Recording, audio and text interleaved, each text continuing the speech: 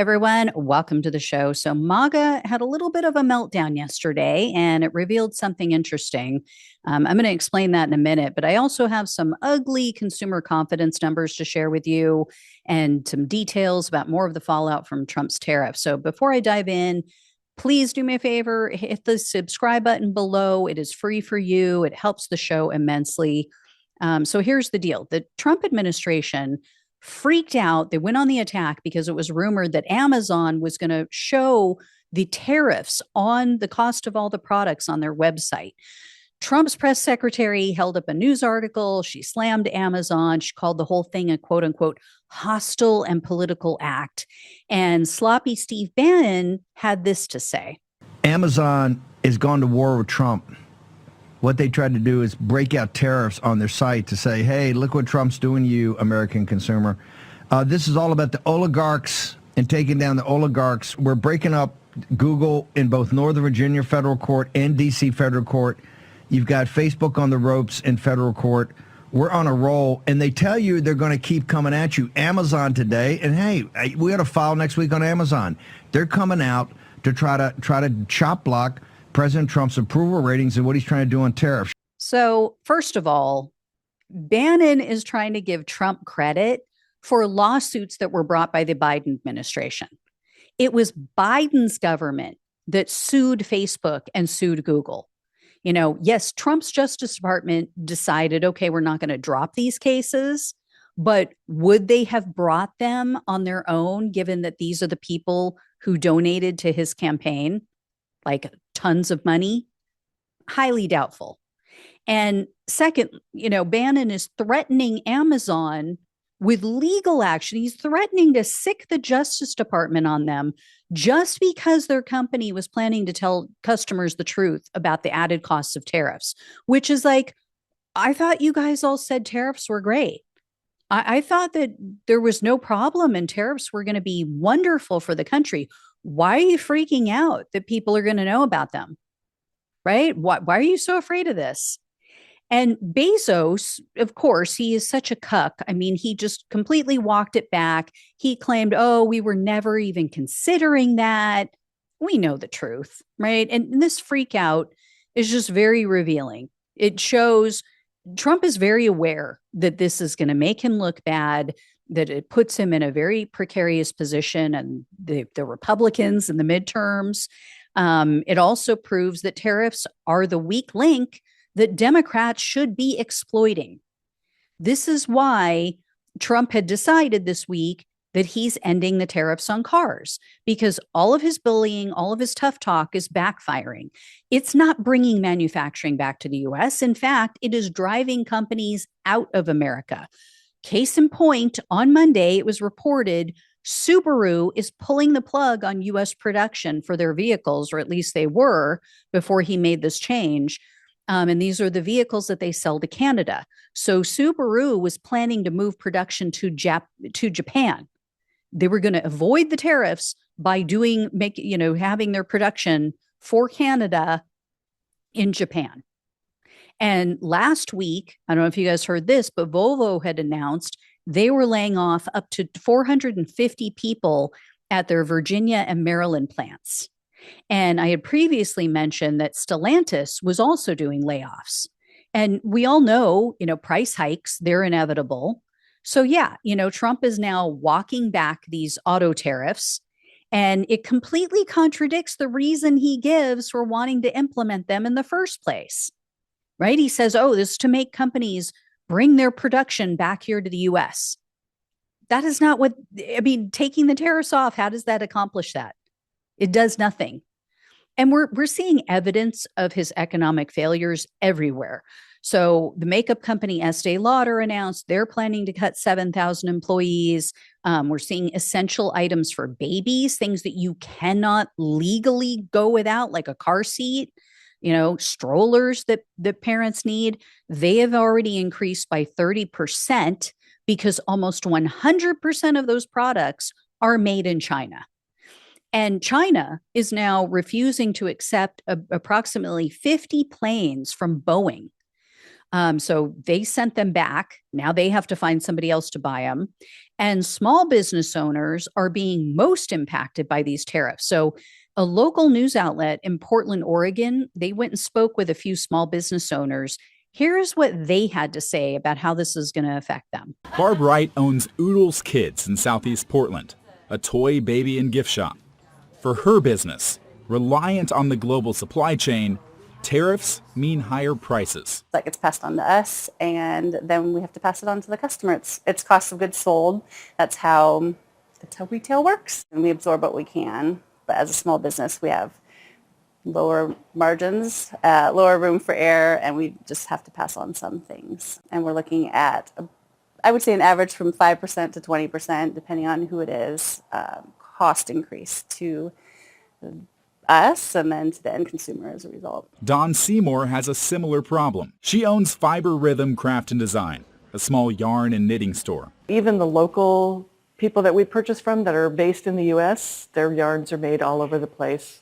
Peru, Turkey, Italy. The margins that we work on now, pre-tariff, are just barely enough to get us to pay the rent and pay for employees.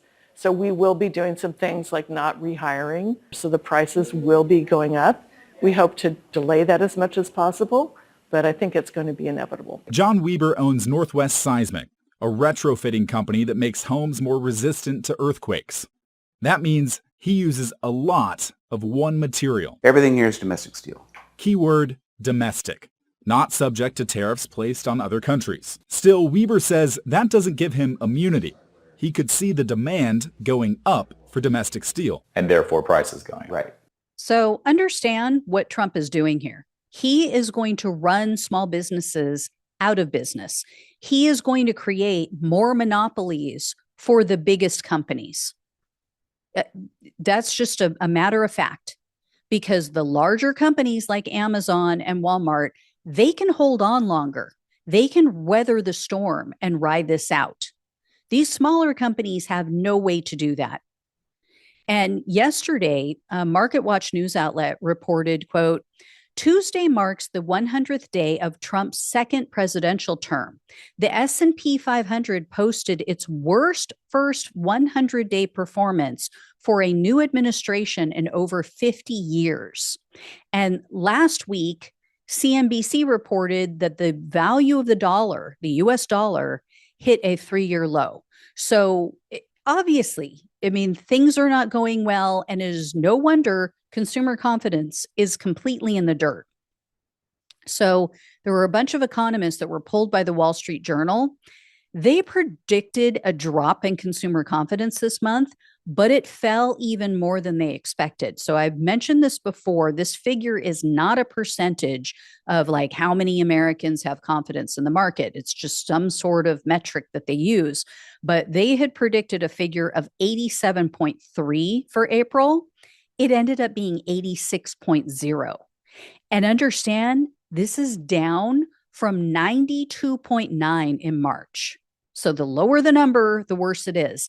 They said this is the lowest consumer confidence reading since May of 2020, like when the pandemic was just ramping up and people were starting to realize that, like, oh my God, this thing is global. It is scary. The whole world is coming to an end. Like, that's how it felt, right? That's what people are feeling like right now. What concerned the economists even more, though, was what they call the expectation index. So that's a measurement of how consumers see the economy in the next 6 months. That was the weakest, they said, since October of 2011. So when the world was still trying to recover from the Great Recession. And in that Market Watch article, they talked about these readings and they said, quote, consumers are more pessimistic about business conditions, employment prospects, and future income. The share of consumers expecting fewer jobs in the next 6 months was nearly as high as in April 2009, in the middle of the global financial crisis. And expectations of income turned negative for the first time in 5 years.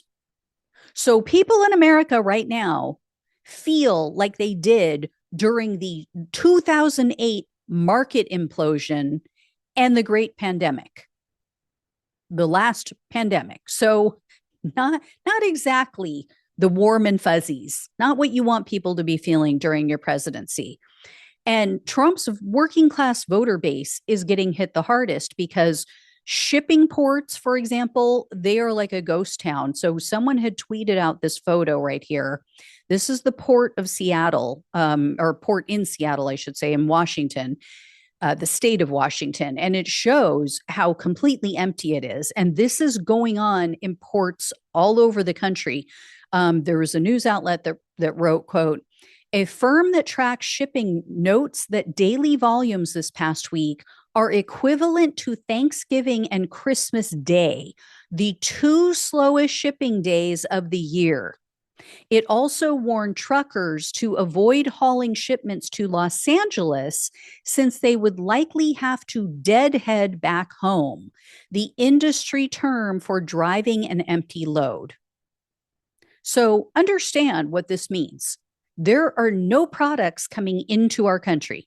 That means that store shelves are going to be empty soon.